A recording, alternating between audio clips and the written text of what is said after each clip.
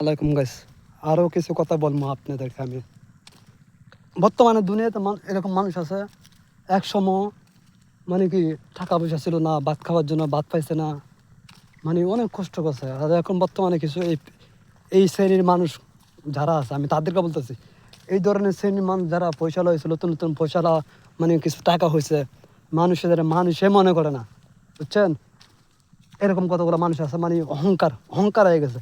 আল্লাহ পাকে বলছে যারা যে অহংকার করবে, যে আমার সাথে বেয়াদবি করা, মানে আল্লাহ পাকে কইছে যে অহংকারই করবে, আমার গায়ের চাদর নিয়ে টানাটানি করতেছে। অহংকার হচ্ছে শয়তানের, যারা অহংকার করবে তারা হচ্ছে শয়তানের অনুসারী, মানে শয়তানের বন্ধু, বুঝছেন? এই কতগুলো মানুষ আছে, চিন্তা করেন না যে আমি আগে পকেট নিয়েছিলাম, এখন কিছু টাকা হয়েছে, এগুলো তো আল্লাহ দিছে, আল্লাহ শুকরিয়া আদায় করি। আর যারা জন্মগত ফসলা, এরা কোনোদিন কোটি কোটি টাকা আছে, এরা কোনোদিন অহংকার করবে না। এরা যদি ফকিরও হয়ে যায় ভবিষ্যতে, এরা কোনোদিন টাকা পয়সা নিয়ে চিন্তা করবে না। এরা চিন্তা করবে না আল্লাহ পাকে আমাদেরকে আগে আমাদের জন্ম থেকে ফসলা বানিয়ে পাঠাইছে, এবং আমরা থাকার কষ্ট পাইছি না, এখন আল্লাহ নিছে, আমাদের কোনো আশ্বাস নাই, বুঝছেন? যারা বড় লোক মানুষ পয়সালা, তাদের ব্যবহার হয়েছে এরকম। যারা ফকির নিয়ে ছোটো থেকে বড় হয়, এরা মনে অহংকার থাকে। আর কারণ এগুলো আমার দেখার কথা, আমি হাজার হাজার মানুষ দেখতেছি বর্তমানে।